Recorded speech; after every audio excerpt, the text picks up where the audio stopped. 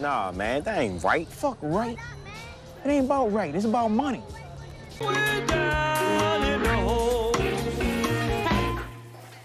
E aí, Marcelo, beleza? De buenas? De buenas. Então, Marcelão, Madman, como é que você Pô, é essa, velho? Que isso, velho? Como é que é, Madman? Tá loucão, velho. Mamãe. Opa, e aí, Marcelo, beleza, velho? Então, cara, o que você conta de novo nessa semana aí? Você tá meio acabrunhado, qual é o problema? Sei lá, velho. Onde dói? Pagando muita conta, mano. Ah, Pagando muita conta. Bem-vindo ao clube, né, cara? Entendeu? Agora eu tenho que comprar um leite super caro pra minha filha. Sei lá, mano. Sei lá, não tô... É a vida, né, velho? É, faz parte do show, né, cara? Quem mandou ir brincar de casinha? Agora, parceiro, agora segura a peteca. E aí, não, agora sério, bora lá. Episódio 4, The Wire. Então vai. E aí, o que te chamou a atenção nesse episódio? Cara, gostei do episódio. Eu percebi que esse episódio em especial, ele fala muito através das cenas. A linguagem não é oral, né? Ele traz uma linguagem muito simbólica, muito através das cenas. Tem umas cenas muito interessantes nesse episódio, viu? Bem bacana. Sabe um outro filme que tem muita dica visual? Ah, Poderoso Chefão. com certeza. Entendeu? A trilogia inteira. Na composição da cena, dos cenários. Com certeza. Entendeu? Com certeza. É bem... E por falar no Poderoso Chefão, eu assisti aquela versão do diretor. Eu não gostei não, viu, cara? Eu preferi o original. Qual versão do... Tem uma nova versão. Eu nem vi essa discussão aí. Mas nem vê. Não é legal não gostei. Mas é o que... Eu sei que no final muda, Muda, certo? muda o final. Nossa, mas não gostei não, cara. Mas qual que é a diferença do... Meu, ele inverte a ordem, ele inverte a ordem das cenas. Ficou Mas quais cenas? Pra mim, há várias. Pode falar de boa, spoiler. Não, então, tudo bem, não, sim, sem problema. Até porque já é um filme antigo e tal. Mesmo a versão do diretor já não é novo, né? Deve ter Mas, um tempinho aí. eu nunca entendi. O que acontece é o seguinte, eles inverteram a sequência. Então não ficou legal, juro pra você, ficou... Mas o quê? Que sequência? Se é uma questão de opinião, ficou uma bosta, cara. Sabe o que eu nunca entendi, velho? As pessoas reclamam do Poderoso Chefão 3, mas eu gosto pra caramba Eu gosto, eu acho que desse filme, velho. foi Primeiro, desfecho. sabe por quê? Eu entendo como um só filme, velho, na verdade. Essa trilogia, eles estão contando a mesma história. E o terceiro filme é o Michael em busca do perdão, velho. O cara desesperado, você tá entendendo? Em busca do perdão e dos erros que ele cometeu no passado, das atrocidades que ele cometeu no passado. Então não sei porque que o pessoal, tipo, se pega no... Sabe?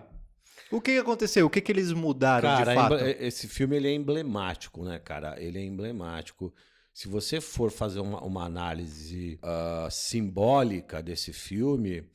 Você vai perceber em alguns momentos, eu vou falar e você vai rir, porque essa é a sua categoria. Essa normalmente é a sua reação do que eu falo, mas tudo bem, né? Você vai perceber que simbolicamente ali, eles representam o demônio várias vezes. Pois é. Pois é.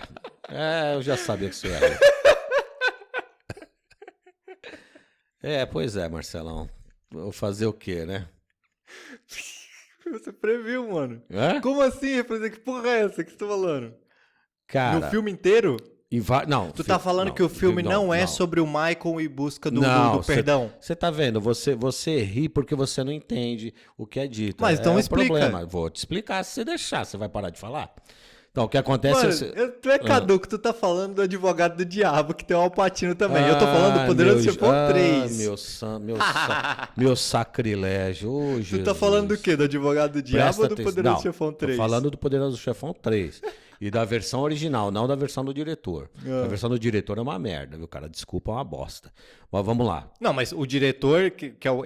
Eu nem entendi essa porra, velho, porque o Coppola, como assim? Ele é o diretor dos dois, velho. Esse negócio de versão do diretor. Então, mas existe uma versão original que foi feita por roteiro. Não é só o diretor que decide o filme, meu amigão. Mas peraí, antes de você continuar, me diz o que mudou. O que mudou as cenas, a sequência, muitas cenas ainda estão lá, mas mudou a sequência das cenas. Começa por aí. Mas no final não Beleza. tem um negócio de que no final. Ele morre do mesmo jeito, no final. Ele morre do mesmo jeito. Não, mas ele não morreu no original. Quem morreu foi a filha dele, atiraram na filha dele. Não é isso que mudou? Nossa, meu Jesus Cristo. Marcelo, presta atenção no que você tá falando. O final do original mostra ele morrendo, cara. Ele tem um infarto lá, ele morre, ele cai Tá, da na cadeira. cadeirinha, depois de velho. E tanto aí tem um cachorro do lado dele. Inclusive é uma cena meio parecida com a cena do pai dele no primeiro filme. O pai dele tá com o netinho dele e ele morre no meio do pomar. Sim, tudo Fala, bem. ô, Mas o que Marcelo. que... Mas a cena da igreja continua a mesma? Mataram a filha Continua, dele? O que aconteceu? continua, mas de forma diferente. Mas não é isso que a gente está falando, Marcelo. Esse filme, ele é muito simbólico. A trilogia é muito simbólica, tá? Mas no terceiro, ele é recheado de um simbolismo. Como é que eu posso dizer? Um simbolismo meio das trevas, entendeu? Dizendo tipo assim. Eu acho o 2 muito mais dark, muito mais das trevas do Então, que o 3, velho. o 2 é dark porque ele mata o irmão dele. Você entende? Não, mas Então, nem isso. Antes o mesmo, dois- a questão dele, quando ele chega lá e ele dá aquele tapaço na... Como é que chama? Da Diane Keaton. Como é que chama o personagem dela? Então, quando ele dá o tapaço na mulher dele, é porque ela diz. E ela, aí sim, nessa cena, ela chama ele de demônio. Aí sim, velho, ele vira um Não, capeta, velho. Então, Você cara, entendeu? mas. Mas Quando ela conta pra ele que abortou mas aí o é que filho... tá, você percebe. Mas você percebe que a sua análise, ela é uma análise muito apegada ao visual, ao que acontece ali. Não, mas eu não tô fazendo análise, eu só tô falando o que ela falou. Falou, olha, eu não quis ter o filho de um demônio, eu não quis trazer pro... Entendeu? Isso, ok. Mas aí você está analisando muito a reação dele quando você fala que ele deu um tapaço. Mas vamos inverter a situação. Deus livre, né? Deus nos livre a todos num negócio desse. Mas vamos inverter. Se coloca no lugar dele. Se uma mulher chega para você e fala: você é um demônio, eu abortei mesmo o seu filho. O que você faz? Eu abortei. Eu não vou bater. Você tá louco? Eu não vou bater em ninguém, não? Como assim? Não, peraí. Deixa eu terminar de falar. A mulher chega para você e fala assim: olha, eu abortei mesmo o seu filho sem o seu consentimento. E aí, você não ia ficar putaço com isso? Eu ficaria, Marcelo, você não? Não, sim, mas é o contexto, velho. Mas o que você tá falando ali? Então, é porque Da cena. eu tô analisando a coisa de uma forma e você por meio de um viés. E você está analisando por um outro viés. Você está muito preocupado com o que a cena imediata representa. E eu tô falando mais sobre o simbolismo dela. Não. Você entendeu? Que é uma mensagem que não é uma mensagem direta, tá certo? E qual é disso que essa nós estamos mensagem no falando. terceiro? Você entendeu? E o terceiro, ele é cheio de mensagens assim, diretas. Vamos chamar isso de mensagens não objetivas, vai, né? É uma mensagem indireta, entendeu? O terceiro filme, ele é recheado de simbolismo, entendeu? Ele é recheado de simbolismo, você entende? Por exemplo, você, como historiador, você sabe que na Idade Média o gêmeo ele era entendido como algo do demônio, assim como o canhoto. Você tem essa consciência disso, né? Ou não? Eu acho que tem. E você vai perceber numa cena, logo no começo, quando ele ganha a honraria daqui, né? Da medalha de São João da igreja, tá certo? No terceiro filme. E aí Porque ele já doou dinheiro porque ele doa dinheiro pra caramba. Na verdade, ele não doou porra nenhuma. Ele criou uma fundação e ele tem o objetivo de dominar a imobiliária, que é uma empresa, a maior empresa imobiliária do mundo, tá? A imobiliária, a maior empresa, é a que mais detém territórios do mundo, que são os territórios da igreja, e ela tem um valor lá que é dito de 6 bilhões, na época de 6 bilhões de dólares. Então, mas ele também está tentando comprar o perdão dele, isso é claro no filme. Então, cara, pois é, isso é claro para você, não é claro para mim. Percebe? Isso é claro para você, não é claro para mim. Ele vai começar para você, o terceiro filme, ele desde o começo já começa com a busca dele pelo perdão. Sim. Para você é isso, certo? Para mim não, amigão. Para mim não. Não é aí. Para você é o quê? Não é nesse momento que ele começa a pedir perdão. Não é nesse momento. O único momento onde de fato, ele começa a buscar algo parecido com o perdão é depois que ele sai ok? Depois que ele sai escondido com a ex-mulher dele, ele se disfarça, tá certo?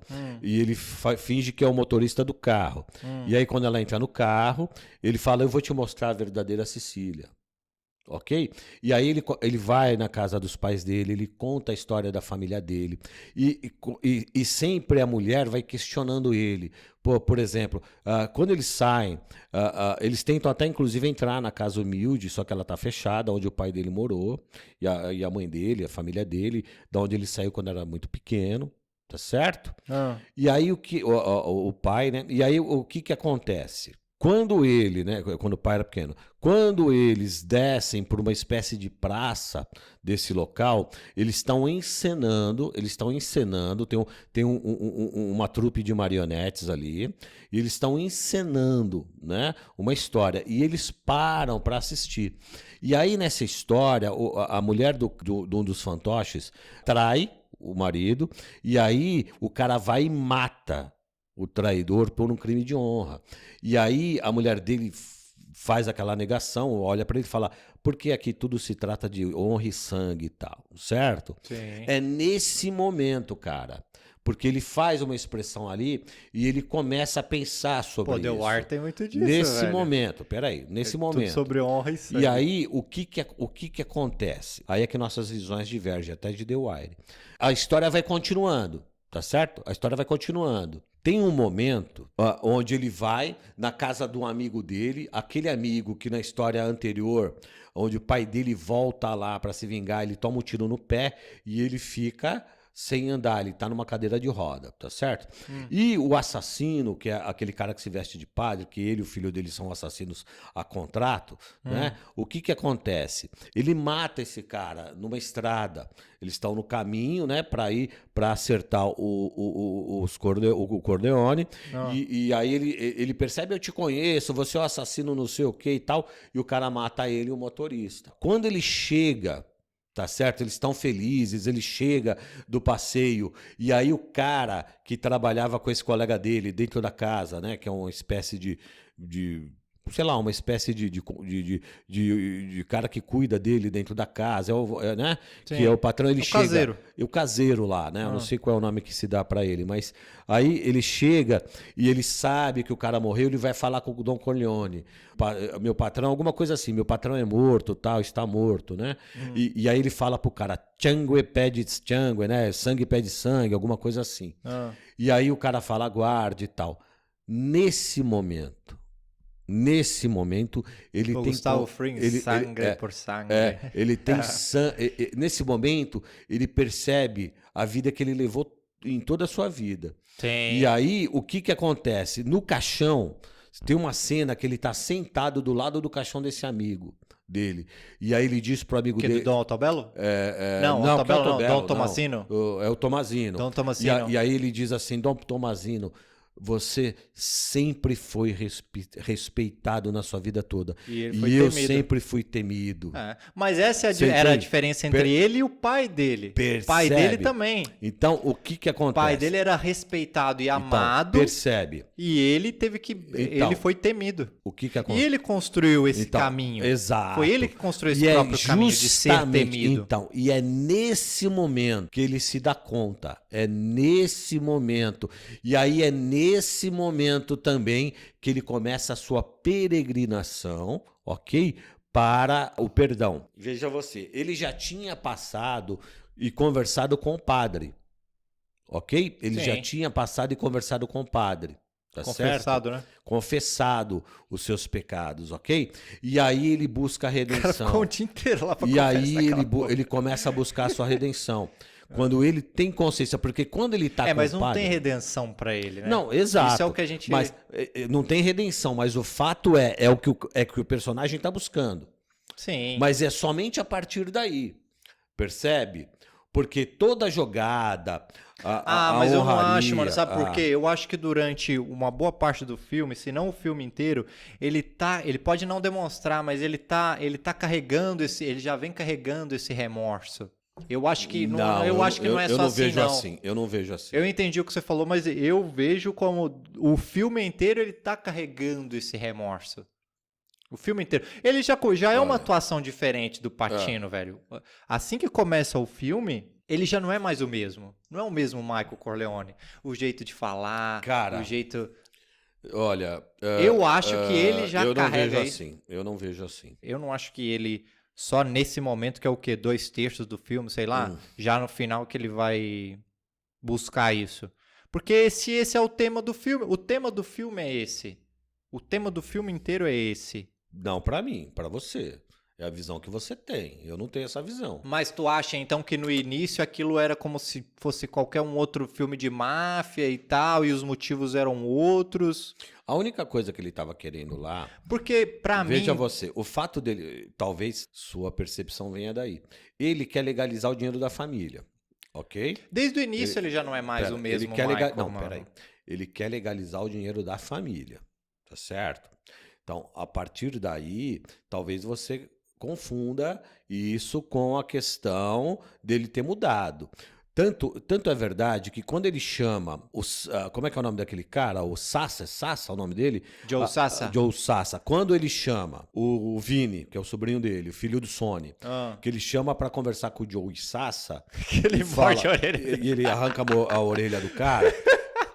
Quando tudo se resolve, o cara sai fora, tal, e aí a irmã dele fala, pô, ele é seu sobrinho, tal. Aí o cara fala, tio, você tem que tomar cuidado com ele, eu mataria ele na hora por você, ele quer te matar. Don Corleone olha bem pra ele e fala, você mataria ele por mim?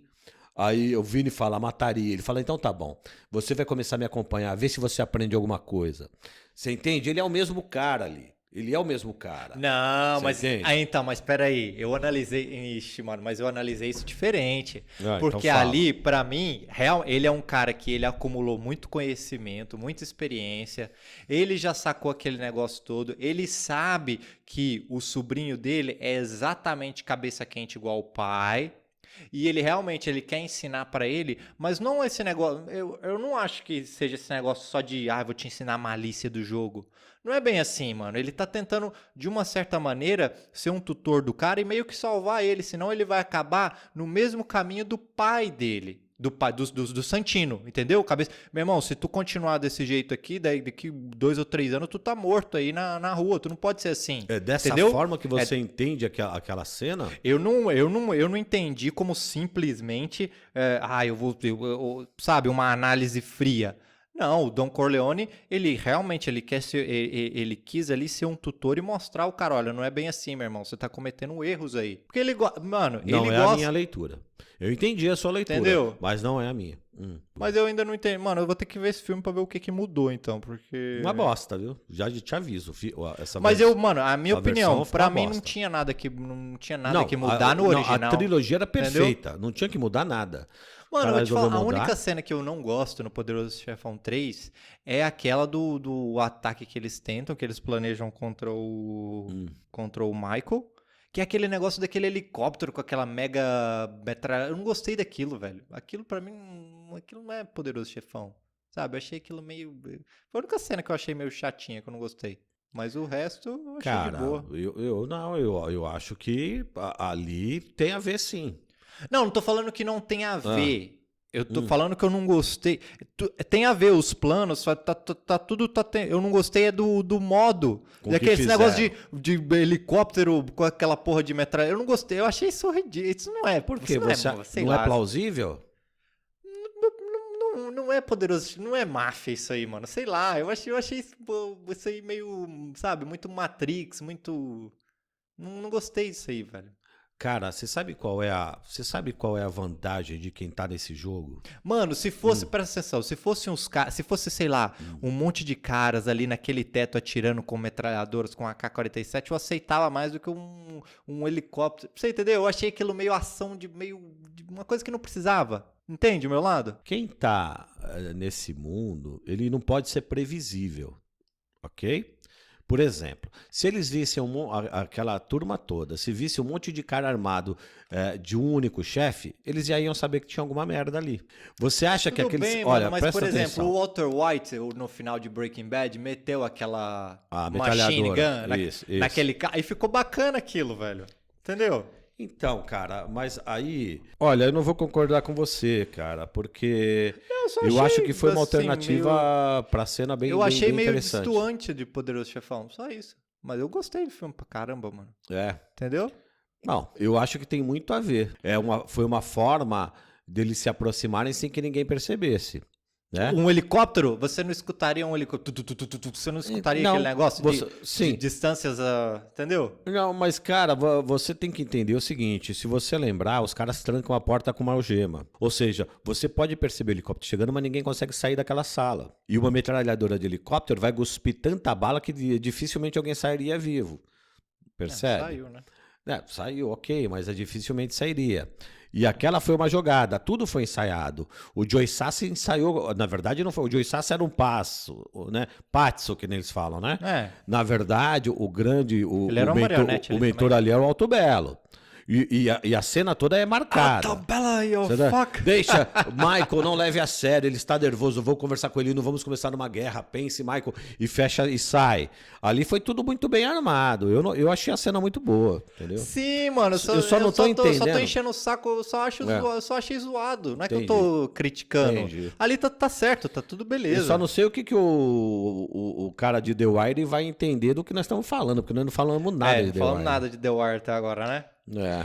Mano, então vamos lá.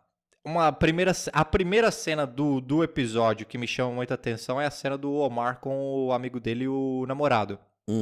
Porque mostra, você já pega mais nuances do personagem. Então mostra como que ele não tem medo de mostrar muito carinho e afeto pelas pessoas ao redor dele. Percebe? Você vê ele como uma espécie de Robin Hood da comunidade.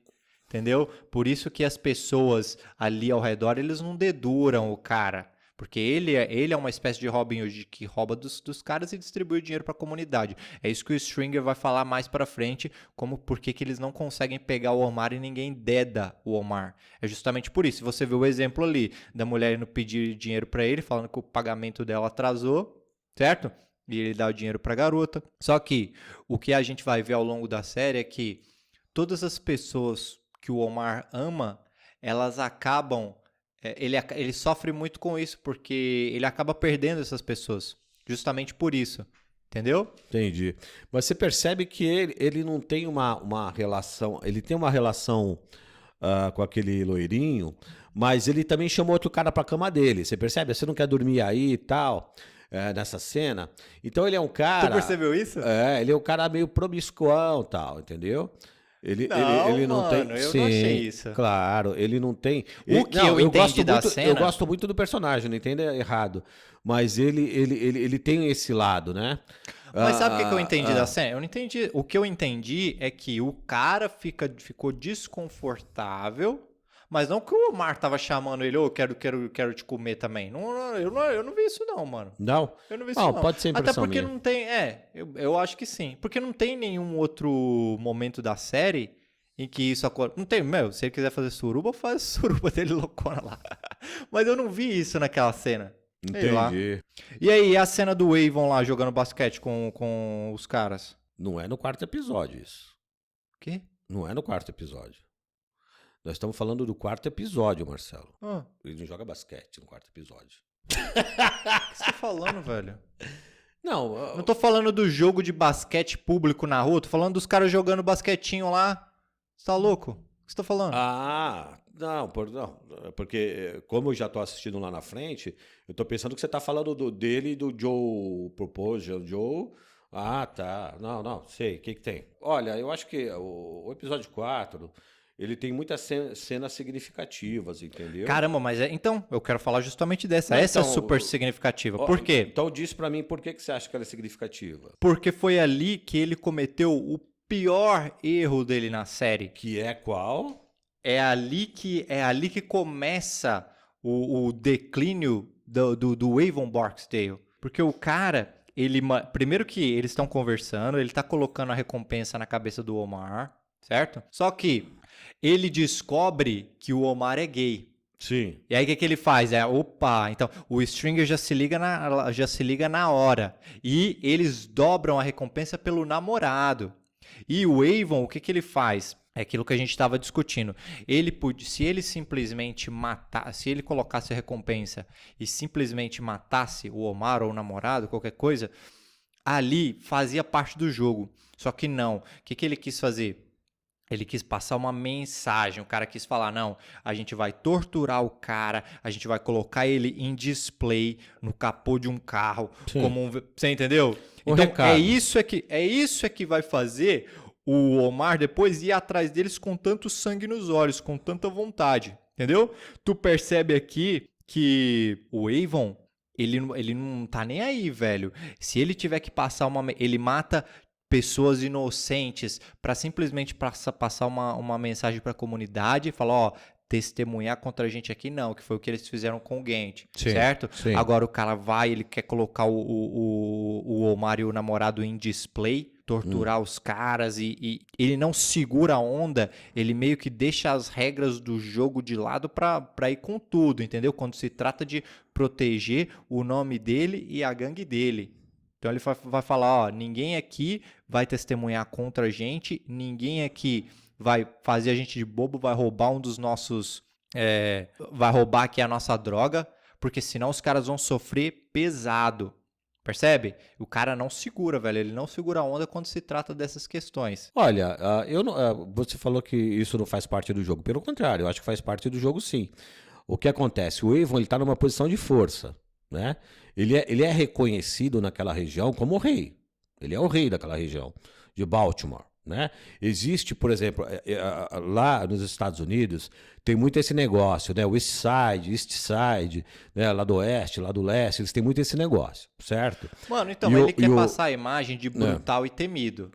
Mas a questão que a gente vai ver mais pra frente, de torturar o cara da maneira como eles fizeram... Isso é discussão. Isso aí nem é questão da gente... eu não concordo. Isso aí eles mesmos discutem entre si. Percebe? O Omar mesmo fala, isso aí não faz parte do jogo. O Omar... assim como os caras irem atrás do Omar no domingo de manhã, no Sunday morning, também não faz parte do jogo. Mas aí é que está. Percebe? Veja só, percebo, mas você entendeu, são coisas diferentes. Então, vou te explicar por que eu estou falando isso. O lance de irem tentar matar a avó do Omar no domingo vai contra as regras do jogo de todo mundo. Sim. Aquilo é a moral de todos os traficantes. Sim. Qual é a moral de todos os traficantes? Domingo de manhã, dia de igreja, não se ataca ninguém. Essa é a moral de todos os traficantes. É uma coisa. Agora, quando o Omar fala... Não é moral, essa é a ética. Perdão, essa é a ética de todos. Desculpa, não, realmente, eu utilizei a palavra errada. Essa é a ética de todos, perdão. Essa é a ética. É a ética de todos. Agora, veja você, quando o Omar fala do namorado dele, que foi torturado e tal, e que eles quebraram as regras do jogo, ele está falando de uma ética pessoal, não de uma ética das ruas. Quando se fala... Sim. Então, quando se fala que atacar a avó dele aos domingos de manhã, indo para a igreja, é contra as regras do jogo, é contra a ética de todos, ok? Agora, quando o Omar fala, olha, torturar o cara que eu amo, e expô-lo como expuseram, é contra as regras do jogo, é contra as regras do Omar, da ética do Omar. Porque vamos entender o seguinte, o Barksdale, ele ocupa uma posição de rei naquele ambiente. É lógico, existem outros reis, o Proposition Joe é um rei, sim. Existem outros reis, ok? Mas, nessa visão, para o Barksdale, ele fez o correto, ele manteve o pulso firme do rei, porém dentro... Não, mas não foi jogada inteligente no xadrez. Não foi. Mas eu não estou dizendo que foi jogada inteligente. Eu não disse isso. O que eu disse é que, sim, faz parte da regra do jogo do Barksdale. Faz parte por que eu acho? Faz parte das regras do jogo da rua. Porém, dentro da ética, dentro das regras do jogo para o Omar, não faz. Ele aceitaria a morte. Ele não aceita a tortura como regra do jogo. E aí, onde você vai descobrir isso? O Omar... Quando ele tá, isso no outro episódio lá na frente, ele tá sendo escutado por um júri. Certo. E aí perguntam para ele, o que você faz? Aí ele fala, eu roubo traficantes, certo? Exato. E aí eles vão fazer várias perguntas. Aí tem uma hora que pergunta, aí eu não lembro se é no júri ainda ou é fora do júri, mas naquela cena que perguntam, mas e por que atacar pessoas tal? Ele fala, não, eu não ataco civis. Certo? Sim, mas isso ele fala em vários momentos do jogo. Sim, exato. Em vários momentos ele se posiciona assim. Só que percebe que isso é uma ética do Omar. Tanto é que o Barksdale manda... Faz parte do código dele. Do código dele. Mas o Barksdale não. Tanto não que ele manda matar o Gant, ele manda matar o Gant, e o Gant foi só uma testemunha, não estava no jogo. Então entenda isso, são coisas diferentes. Existe uma ética da rua entre todos e existe um código, um regimento, uma ética só do Omar, percebe? Sim. Então quando ele fala, olha, isso não faz parte do jogo, ele está falando de uma ética dele, não de uma ética das ruas, porque na ética das ruas o que foi feito com o namorado dele é válido. Por quê? Porque ele quis atacar um rei tem que ser forte. Deu para entender? Então, mas beleza, entendi, mas depende, por quê? Porque se ele tivesse simplesmente matado o cara e jogado ele nas ruas, a mensagem seria a mesma. Ninguém fode com a droga do Avon. Ninguém fode com a nossa gangue. Ninguém nos rouba. Mas, o que eu tô falando? Os outros caras, por exemplo, Proposition Joe, Fatface Rick, todos os outros, eles comentam essas histórias entre si. Eles falam, meu irmão, tu não precisava ter torturado o cara daquela maneira. Não é assim, velho. Tu passou dos limites aí. Entendeu?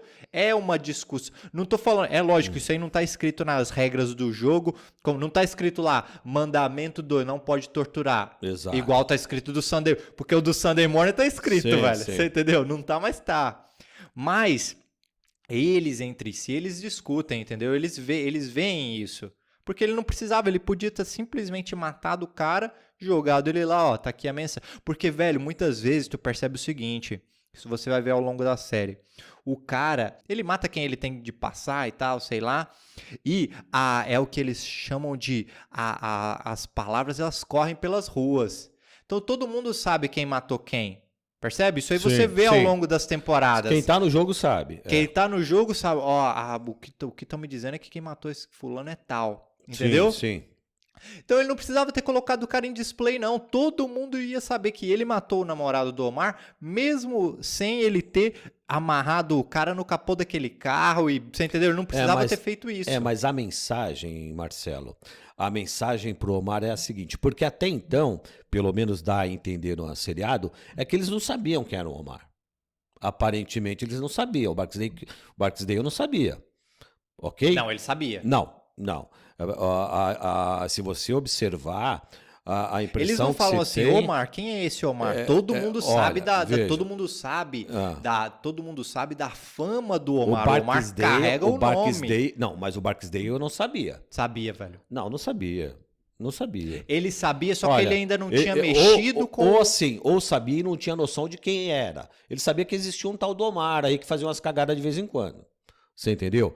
Tanto é que aí é lá que ele vai descobrir que o Omar, por exemplo, é homossexual. Percebe? Mas uma então... série de coisas que isso é verdade. Ele descobre que o Omar é homossexual. Que ele entra em contato com o personagem de fato naquele momento que ele tá lá no basquete. Tá? Não, aí mas, o que mas acontece? Todo mundo sabia quem era. Por exemplo, o eBay, quando ele recebe a informação, quando o cara fala assim, o Bodhi no episódio anterior, Omar, ele sabe quem é, velho. Todo mundo conhece. Tanto que, nesse episódio mesmo, tem a cena foda do Omar. Você me fala o seguinte, se eles não conheciam o Omar, por que quando o Omar tá andando nas ruas assim... o cara só de assobiar, ninguém nunca... Os caras, todo mundo... Omar coming, Omar, todo mundo sabe, velho. Todo mundo conhece ele é famoso, velho. Todo mundo sabe que quando ele tá chegando pra roubar aquela porra. Veja só, entendeu? Marcelo, o pessoal de rua sabe. O Avon que mas tá tudo bem. O Avon, ele não tem uma noção clara de quem é o Omar, cara. Ele não tem. Eu acho, minha visão. Ele começa a se informar ali. Você entendeu? Minha visão. Eu acho que ele não dava bola, ele não tinha que se preocupar com o Omar, ele não tinha que lidar com ele, porque o Omar ainda não tinha ferido o orgulho dele, certo? Ok. Agora, o que eles estavam sabendo, por exemplo, na gangue do Avon, o Ebay e o Stinkham, não, o Ebay e o Little Bird e o Sting, os únicos que não sabiam que o Omar era gay era o Stringer e o Avon. Todos os outros sabiam naquela conversa. Sim. E a única coisa que eles fizeram ali, o Avon e o Stringer, é o raciocínio. É falar que vamos colocar uma recompensa maior no namorado do Omar, porque aí a gente vai atingir o coração dele, que é o que o Stringer fala. O Stringer fala, então ele tem um coração, ele ama esse, ele tem um coração foda por esse chupa-pau. É isso que ele fala, né? É isso que ele fala, daquele jeito dele. Sim. Então todo mundo, os caras os capitães ali, todo mundo sabia que o Omar era gay, todo mundo sabe. Só que eles não têm a manha, eles não têm a manha de movimentar as peças. O raciocínio de vamos colocar uma recompensa maior no namorado do Omar para atingir ele pesado, para machucar o cara, isso aí é um raciocínio frio do Stringer e do Avon. Sim. Não do eBay, dos caras que sabiam, mas eles estão ali só para receber ordens. Sim. Percebe sim. a diferença? Até porque o Little Bird dividiu cadeia com o Omar e ele tá fazendo aquilo há 10 anos.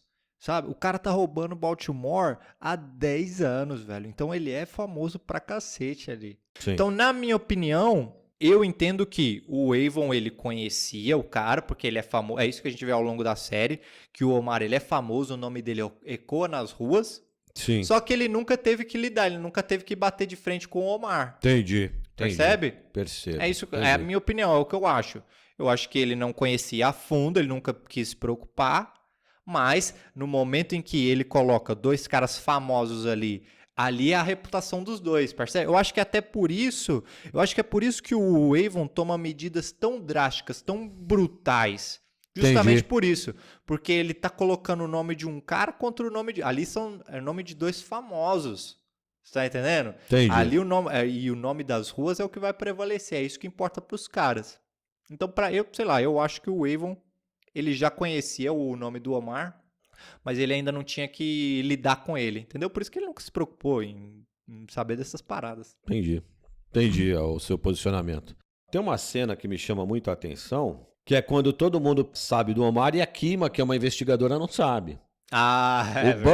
O Bubbles fala, é o Omar, e ela fala, quem é o Omar? Aí fala, quem é o Omar? Aí ela fala, aí o Bubbles chega e fala, não. Então, Omar... tá vendo como o Omar é famoso? O Omar é famoso pra caralho, velho. Então, na rua do pessoal do jogo, mas os soldados conhecem ele. Sim. Okay? E aí, essa é a impressão que eu tive no começo. A Kima fala, mas quem é ele? Ele fala, olha, ele é irmão do Anthony Sem Coração. E aí a Kima fala, quem? O Anthony Sem Coração. Vai dizer que, pô, eu me sinto até envergonhado de ser seu informante. Você não sabe que é o Anthony Sem Coração? Sim. E aí conta, e aí ela vai perguntando, até que alguém fala pra ela, o Anthony Sem Coração é o seguinte, o cara foi assaltar uma joalheria, ele era um... O McNulty fala pra ela. O McNulty fala pra ela, olha, ele é um traficante muito reconhecido na área, o maior traficante da área nos anos 90. Só que não sabe-se Deus o que deu na cabeça do cara, o cara quis fazer uma joalheria, quis roubar a joalheria. E aí, quando ele foi roubar, deu mal, né? A polícia chegou. Sim. E aí ele não queria ser preso. O que ele faz? Ele mete um tiro de 44 no coração. Sim. 44 é uma arma fraca. E o cara acorda 2 horas depois, dentro de um pronto-socorro, porque não deu certo. Ele quis se matar e não conseguiu e tal. Essa cena é muito interessante. E ele é o irmão do Omar, né? E é o irmão do Omar. Quer dizer, ele já tem uma história de família no crime, entendeu? Sim. Mas também, velho, é porque a Kima, ela era aquela polícia, porque ela tava na divisão de drogas, né? Mas ela é uma policial que, não sei, ela é diferente do McNulty, que se preocupa em ouvir as histórias da rua, entendeu? Tapado o que tá acontecendo, porque o McNulty conhece tudo. Sim. Percebe? A Kima não, ela fazia o trabalho dela muito bem, ela tinha muito teoria e prática, né, que ela aplicava, mas ela, diferente do McNulty, ela nunca se preocupou em ver o lado da rua. O McNulty quer enxergar as coisas, o McNulty enxerga a rua com o olhar da rua. Sim, e a partir daí ele faz a sua investigação e ele age. A Kima, ela faz um ótimo trabalho, mas com o olhar do policial. Percebe? Sim, sim. Ela não tem a malícia das ruas, né? Ela não se preocupa com a malícia das ruas. Exato. E lá na frente vai acontecer um treco trágico com ela justamente por causa disso, né? Ela não percebe, né? Sim, exato. Vamos pular para uma outra cena que eu acho interessante é o McNulty indo ver o jogo de futebol do filho dele. Entendeu? Sim, sim. Essa cena é bacana, já mostra mais outro lado do personagem. Ele tá brigando com a mulher, certo? Sim, sim. Pelos diálogos, tu vê que ele já faltou a outros compromissos do filho, né? É o que o diálogo deixa, pô, meu irmão, achei que você não ia vir de novo, que é o que ela fala, certo? Sim, Ele sim. chega atrasado, tu vê que ela é uma mulher boca aberta, porque o Bubbles, ele dá a mão, tu vê que ela vira o nariz pro outro lado, ela faz uma cara de nojo, Sim, sabe? sim. Ignorando o Bubbles. Sim. Então tu vê ali que o McNulty, ele é um cara que ele enfrenta esses problemas, ele é um pai ausente, Sim. percebe? É aquilo que a gente falou, aquela discussão dele ser um personagem muito parecido com o do Russell Crowe no American Gangster. É a mesma Sim. coisa. E no final dessa cena, tu vê que o Bubbles, ele vai deixar o Bubbles em casa, e o Bubbles, mesmo no meio daquela merda toda que ele vive, daquelas condições, ele fala pro McNulty, parece que tanto aqui como lá em cima as coisas não são um paraíso. Né? Sim, Ele sim. vê que o cara tem os problemas dele. Né? Foda, eu achei essa uma cena importante. É bem cena louco, foda. né? E uma coisa interessante também é quando ele vai bebaço pra casa da Kima. E ali você tá ligado, ele queria transar com ela, né? É que aí a companheira da Kima apareceu e ela faz até uma brincadeira. Tem um cara branco aí todo perdido. Não, mas como assim? Ele já sabia que ela era lésbica? Mas não, mesmo assim ele queria dar um tapa ali. É? Ele queria dar um tapa na peteca. Só que aí o que acontece? Quando ele percebe que quem atende é a mulher da Kima, ele já perde o rebolado, entendeu? Tem a cena também do Burrell reclamando pro juiz, falando que ele perdeu 50 amostras de sangue porque um freezer velho lá se Pifou de vez, entendeu? Exatamente. Então tu não muda, né, cara? Tu vê como que são precárias as situações das instituições. Sim, sim. Então, como que pode isso, velho? Os caras estão lidando com uma coisa importantíssima, com uma série de provas ali que vão colocar. Crucial pra justiça, né? São provas cruciais e eles nem se preocupam em ter primeiro, colocar um freezer de qualidade, novinho, com manutenção e tal. Eles não se preocupam com isso, certo? Isso. Mas segundo, em ter uma porra de um reserva ali, velho. Cadê os protocolos? Cadê o backup, velho? Pô, como que provas cruciais assim, os caras não estão nem aí na maneira como eles armazenam isso? Percebe? Então, em todo seriado, em todos os episódios desse seriado, ele sempre mostra esse contraste, né? Entre o que deveria ser e o que é. Ele sempre mostra esse contraste. E é interessante que ele mostra esse contraste não só naquilo que a gente poderia entender como mocinho, que na verdade não é. Tá certo? Que é a justiça. Sim. Da mesma forma, existe esse contraste que entre os bandidos, que deveriam ser todos maus, mas não é também. Então, é uma coisa...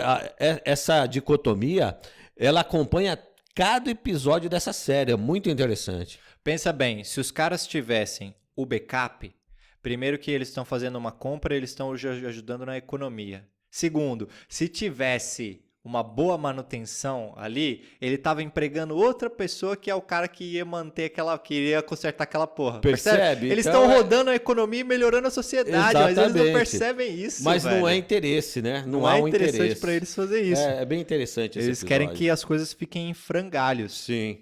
Certo? E tu reparou na cena que o Herc e o Carvin, eles estão procurando o Bori, né? Que fugiu Sim. da clínica. Exatamente.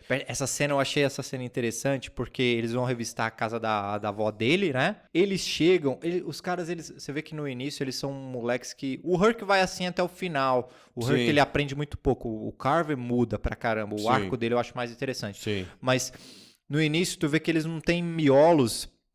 E a maneira como eles chegam assediando naquela casa, os caras batem, velho, aquela pá, pá, pá, pá. Eles não esperam 2 segundos, velho. E será que eles não pararam pra pensar que eles podiam bater educadamente e tal?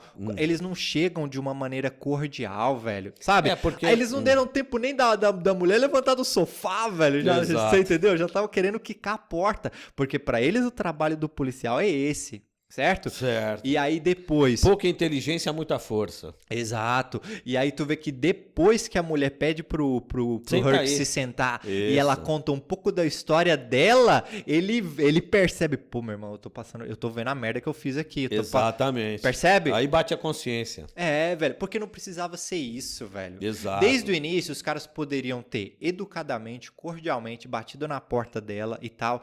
E aquele cartãozinho que ele deu pra ela no final, aquilo é a maneira como ele deveria ter agido desde o início. Exatamente. Você entendeu? Exato. Ele podia educadamente perguntar pra mulher, ô, seu filho tá aqui, a gente pode revistar sua casa e tal, que ele nem precisava. Pensa bem, se eles tivessem feito o trabalho correto, o trabalho comunitário do policial, se eles já tivessem... É aquilo que... Tem uma outra cena que eles comentam isso, que os moradores, eles reclamam, eles estão indo, sei lá, na igreja, sei lá, eles estão... É uma discussãozinha e eles estão falando, pô, policial nunca bateu lá na minha porta pra saber o meu nome, nunca conversaram e agora isso tá acontecendo de novo. Exato. Que é o que a gente vai ver na terceira temporada, que é a Sim. experiência do Amsterdã, certo? Exato. Então, se esses policiais gastassem um pouquinho do tempo deles, ao invés de parar pra ficar tomando cerveja e tal, só conversando bosta, que é o que eles conversavam no início, Sim. se eles parassem pra ouvir um pouco e você vê que essa era uma mulher, uma senhora que Sim. ela perdeu a filha e o neto pras drogas, cara. Exato. Ela perdeu a filha e o neto pras drogas, certo? Ela tá numa situação fodida ali também. Então eles podiam ter agido cordialmente e no final ele daria aquele cartão, ó, se ele aparecer, por favor, diz pra ele ligar pra esse número, mas não, o cara tem que agir escroto, você né? entendeu? É, O cara exato. tem que ser o parrudão, Brucutu, você entendeu? O brucutu, é assim que eles têm que agir. E ele tomou, porque a partir do momento que ele sentou naquela cadeira, por 2 minutos que seja, velho, ele ouviu 1% da história daquela senhora, ele já percebeu que ele ficou constrangido. Ele viu a merda que ele fez e que ele não precisava ter agido daquela Exato. maneira. Sabe uma cena que eu acho foda pra caramba também? Quando o Jay vai reclamar, ele vai conversar com o Halls, tentar mudar a cabeça dele pra não fuder o McNulty depois que ele sair Sim. daquela... Sim. Essa cena é foda, Sim, né? sim. Ele tá falando que ele tá falando que ele tá batendo uma punheta e no meio do negócio aparece o McNulty na cabeça dele. Mas sabe o que é foda aí? É que realmente, cara, ele fala, velho, o McNulty, e isso é importantíssimo, velho, o que ele tá pintando do personagem do McNulty. Ele tá Sim. falando, cara... Ele sabe que o cara é bom, ele sabe disso. Sim, mas não só isso. Primeiro, ele sabe que o McNulty é uma tragédia. Ele sabe que o McNulty é Sim. uma tragédia. Por quê? E ele fala, olha, realmente, ele se acha o mais inteligente da parada, o mais inteligente do cômodo, até porque ele tá lidando com um bando de policial aqui de Baltimore que não tá nem aí, velho, certo? Exato. Pro que tá acontecendo. E não se importa. Se ele tivesse, sei lá, no congresso de Harvard, se ele tivesse falado do lado do Yuval Noah Harari, do Neil deGrasse Tyson, ele seria diferente, mas não. Ele tá no meio de um bando de merda e ele realmente se acha o mais... inteligente, mais certo? Ele acha que ele tá no meio de um bando de otário e é por isso que ele age como um babaca, mas é isso que faz ele ser um bom policial. E por que o Jay tá falando isso? Porque o McNulty no último ano ajudou ele a resolver uma série de casos dele. Exatamente. Você entendeu? Exatamente. Então ele tá falando, velho, não faz isso, não joga esse cara fora, porque mesmo ele sendo um otário, é ele que mantém os números dessa corporação, as estatísticas dessa corporação Exatamente. fodas. Você Exato. entendeu? Então, é uma coisa muito interessante que o McNulty, ele é esse personagem que ele realmente ele age muitas vezes como um babaca, Sim. certo? Ele tem essa questão egoísta dele do ego, mas é também o que faz dele um bom policial. Exato. Certo? Então, por isso que eu achei que essa é uma cena foda pra caramba. Tem uma cena que ela é antológica no meu ponto de vista, né? O Pat, ele tem aquela muqueta que ele toma, né? E aí ele cai, quebra o braço e ele se aproveita pra pegar a licença médica dele, né? Ah, E sim. o parceiro dele, que é um puta cólatra do caramba, fica meio com inveja. Fala, pô, você vai ir agora, eu vou ficar com quem? Aí o Pat dá a ideia pra ele, ó, meu, se joga da escada, velho. Aí você também consegue uma aposentadoria de 2/3 e acabou, Sim. filho. E ele tenta, ele até pensa no caso, mas quando ele vai, o McNulty e a Kima tá entrando, né? E ele desiste e tal. Sim. É bem interessante você ver que uma parte dos caras que estão lá, eles já não querem mais saber de nada. Eles Sim. querem simplesmente ter o salário e acabou, né, velho? Sim. Sabe o que é interessante? Quando você vai ver essa questão do serviço público, A maior parte das pessoas, elas estão simplesmente no automático. Quando eu dava aula também tinha muito disso, velho. Sim, Sempre quando sim. eu entrava na sala dos professores, no cafezinho, vou te falar uma coisa, velho. 50% do assunto era as professoras lá discutindo quando que elas iam aposentar. Era isso, velho. Você entendeu? Era as professoras falando, conversando sobre a aposentadoria delas e não sei o que é isso. Porque eles estão preocupados com isso, velho. Eles estão preocupados só em sair daquela situação. Eles não querem fazer nada ali. Eles estão no automático e eles estão para receber o salário deles. Então isso era uma coisa que eu via, velho. Toda hora que eu entrava na sala dos professores, tá lá as mulheres conversando de aposentadoria, velho. Sabe? Então isso é uma coisa que não acontece só no departamento de polícia. Isso também acontece com as outras instituições, em que as pessoas, elas estão, não estou falando que elas estão fugindo, mas elas estão virando a cara pro outro lado e elas estão preocupadas só em, sabe, em sair daquilo. Elas se preocupam só com aquilo.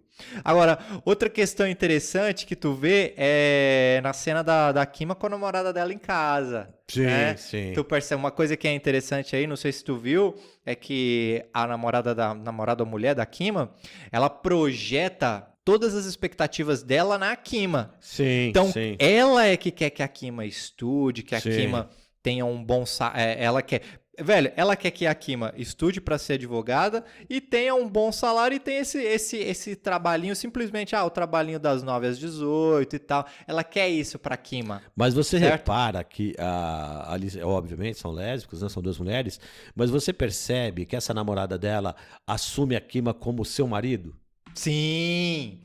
Você Sim. entende? É a posição da mulher falando com o marido. Sim, mas então, é isso que eu queria trazer. Você percebe que, vamos falar a verdade, isso aqui é a receita para 100% dos casamentos darem errado. É você querer que o seu parceiro seja... você projetar as suas expectativas. Com certeza. Você entendeu? Com certeza. Querer que ele seja uma coisa que ele não quer ser. E que não é. Você entendeu? Exato. Então, eu entendo isso. Ela não quer que a Kima seja policial, porque policial é uma merda. O É, cara traz risco, tem o um cara risco. traz um monte de trabalho pra dentro de casa, no psicológico, tem que sair de madrugada, responder um monte de chamada. Ela não quer isso. Exato. Ela quer que ela simplesmente tenha um trabalho de advogado das 9 às 18 e ganhe bem pra trazer dinheiro pra casa. Exatamente. Percebe? Exato. Ela assume esse papel e, velho, não vai dar certo. É o que a gente vai ver, porque ela tá projetando as expectativas dela na Kima. Você já percebe que a Kima não tá muito interessada e ela tá fazendo isso simplesmente pra agradar ela. Exato. Tanto né? é que quando ela tem um bebê, vai existir uma conversa mais ou menos assim, e a Kima vai jogar na cara dela, falando, não, quem queria era você, tal, entendeu? Sim. Entendeu? Sim. Interessante também, agora eu preciso fazer uma correção do episódio passado, é que a gente vai descobrir um pouco mais sobre o personagem do Freeman, mas o número que ele anotou lá no último episódio eu falei que era do Stringer Bell, não é o número do D'Angelo. É do D'Angelo. É o pager do Exatamente, D'Angelo. Exatamente. Né? Tanto E é aí que ele tá dentro do carro, ele liga, ele tá olhando pro D'Angelo. Isso. E aí esse episódio ele é fantástico justamente por isso, porque o McNulty pergunta o Bunk, e aí, qual é desse cara, né? E o Bunk falou, meu irmão, esse cara é policial nato, meu irmão. Ele é nato, um policial foda pra caramba, entendeu? E aí você descobre o background dele, como que ele foi parar lá, Exato. como que ele se tornou, que ele não é um gato domesticado, né? Exatamente. Isso que foi foda pra caramba. E aí Aliás, começa... ele foi afastado justamente por ser um bom policial. Isso, por isso. E ele conta pro McNulty, né? Ele manda real, meu irmão. Se um dia os caras te perguntarem, O que não você... fala pra onde tu não quer ir, que é justamente ali que eles vão te mandar, velho. Exato. E o McNulty feito besta, o cara tem um episódio que ele fala, né? Não quero ser da patrulha da guarda costeira lá. Exato, exato. Mas Foda. ele não fala pro Rose, ele fala pra um colega dele que joga pro Rose. Isso. Né? Olha que pilantragem. Cara, mano, o cara não tá prestando atenção no jogo, né? Exato. Mas aí começa uma amizade fantástica, que é essa amizade do Freeman com o McNulty. Sim. Né? E aí você tem uma das melhores cenas dessa temporada também, que é o Bunk e o McNulty indo descobrir, fazendo trabalho de polícia, Sim. velho, analisando a cena ali. É um puta né? trabalho, Pô, com velho. treino e escambau, Os caras só falando fuck, e eles conseguem ali montar todo o quebra-cabeça, Eles velho. destrincham a cena inteira. É. Tu vê que a diferença entre um bom policial e o policial que tá só ali no automático. Porque Sim. a detetive anterior, tu vê que eles falam, meu irmão, olha isso aqui, só tem uma folha aqui, ela nem fez esse trabalho direito, né? Exato. Ela nem se teve ao trabalho, velho. Exato. E os caras vão montando aos poucos e tal, pô, a altura da mulher aqui, como que a posição em que ela recebeu esse O tiro, exato. né? Pô, muito foda essa cena, Como a velho. cena ocorreu, tanto é que ele tá do lado de fora, ele bate com a coronha da arma, tec, e se afasta. Você entendeu? Isso. Pra ver como é que qual foi a trajetória da bala. Tu percebe aí o trabalho em que eles unem a teoria com a prática. Exato. Porque eles estudaram para saber a distância trajetória e a em que o distância. projétil, em que a cápsula lá, né, Isso. aquele negócio da bala, aonde que ele iria cair. Então eles medem, ó, pode ser que ela esteja aqui e os caras vão lá e acham aquilo, velho. E assim que eles veem o tiro na parte de dentro da porta da geladeira. Isso. Pô, caras muito fera, foda muito essa legal, cena, é. velho. Essa cena eu achei bacana pra caramba. A gente tem o Carve e o Herc interrogando o Buddy, né? É. Primeiro eles socam ele. Tu vê que ele, velho, por mais que os traficantes, os criminosos, a maioria deles não sejam tão inteligentes, ainda assim eles conseguem ser mais inteligentes que a polícia, velho. Pô, os dois ali estão fazendo um papel de idiota, velho. Sabe? E aí, pra fechar, a última cena é do McNulty solitário, né? Exato. O McNulty solitário. Mas uma cena que eu acho emblemática e foda é o D'Angelo levando a namorada dele Sim, pro restaurante. E se olha que né? interessante, como ele se preocupa naquele momento, se os caras sabem o que ele faz. Sim. É muito doido isso. É. Ele se sente deslocado ali. Exatamente. Ele leva ela pra um restaurante Ele chique. tem a grana, ele tem a roupa. Ele tem tudo, mas ele se sente desconfortável, ele se sente incomodado naquela situação. As pessoas ao redor dele, o que eles estão pensando de mim? Entendeu? É isso que o que essas pessoas estão pensando de mim? Será que eles me julgam? Será que eles sabem quem eu sou? Essa que é a pergunta que ele faz Exato. pra namorada dele, né? Porque ele sabe que ele, na verdade, ele tá agindo ali, ele tá fingindo numa sociedade que ele não se ele não se vê incluído. ali, Não. ele não se vê dentro daquela sociedade. Mas aí você vê como a reflexão dele é diferente da maioria lá e da própria mulher. Que a mulher chega e diz o seguinte, você tem dinheiro, o dinheiro compra tudo. Isso é... Entendeu? mas Acabou. ele não tá preocupado com isso. Exatamente, entendeu? Ele também não ligou o foda-se, né? É. Porque, tipo, tô pouco me fudendo porque os outros estão pensando Exato. de mim. Ou Ele seja, não tem isso. existe um mundo interior dentro dele. Sim. Que tá em conflito constante, entendeu? Sim. Esse é o personagem dele. É muito bem trabalhado o personagem do Deandre. Sim. Muito Sim, bem trabalhado. É uma cena atrás da outra. Outra fantástica nesse episódio. Ah, não, peraí, acho que não é desse episódio, acho que é do outro. Olha, você quer ver uma cena fantástica desse episódio também? Quando o Buddy pega uma garrafa e joga logo acima da cabeça do Wallace. Isso, eu tava na dúvida se isso era desse episódio ou do próximo. É. E aí ele vai, por que você fez isso, cara? Que ele chega pro Buddy e fala, quer saber? Aí o Buddy vira pra ele e fala, quer saber o quê? Aí justamente nessa hora o pager toca, tal. Entendeu? Mas tu sacou, essa cena tem um simbolismo imenso, Tem, fantástico. tem. Por quê? Porque os dois adolescentes, eles estão conversando sobre transar e Isso, tal, né? exato. Então, e aí, se ela pagar um boquete pra mim, eu pego AIDS, né? Exato. Eles estão o quê? Eles estão tentando dar uma de machão, mostrar que eles são homens. Exatamente, certo? isso. Enquanto isso, o Wallace tá lá do outro lado brincando com um brinquedo. Exato. O que isso mostra? Mostra que aquelas crianças, eles estão perdendo a infância deles. Totalmente. Enquanto uns estão tentando agir como machão, como homem e tal, Exatamente. tu vê o Wallace lá brincando com o brinquedo. E ali, velho, são crianças, são adolescentes que estão perdendo a infância deles pro mundo das drogas. Exatamente. É isso que essa cena quis demonstrar. Exato. O D'Angelo mostra, pô, cara, olha lá o molequinho ali. Exato. Ele percebe que ele tá roubando a infância daquelas crianças. Ele tem consciência, o D'Angelo é o cara que ele tem uma consciência muito clara de toda aquele ambiente, entendeu? Sim. E aliás é isso que vai, né? Isso que vai encaminhar ele para onde ele vai ser encaminhado, né? Tu vê que a cada cena, a cada episódio, você percebe o mundo à volta deles e como que essas pessoas estão num ciclo vicioso. Exatamente. Elas estão num Exato, ciclo. exatamente. Certo? É isso e mesmo. muitas delas não conseguem sair desse ciclo. Exato. Então os policiais vão ficando cada vez mais corruptos, as crianças elas perdem a infância para esse mundo das drogas. Exatamente. Eu acho que o fechamento desse episódio é justamente esse. Fica muito claro isso, essa questão da quão diferente é esse mundo, né? Quão diferente é esse mundo e o quanto terrível ele é.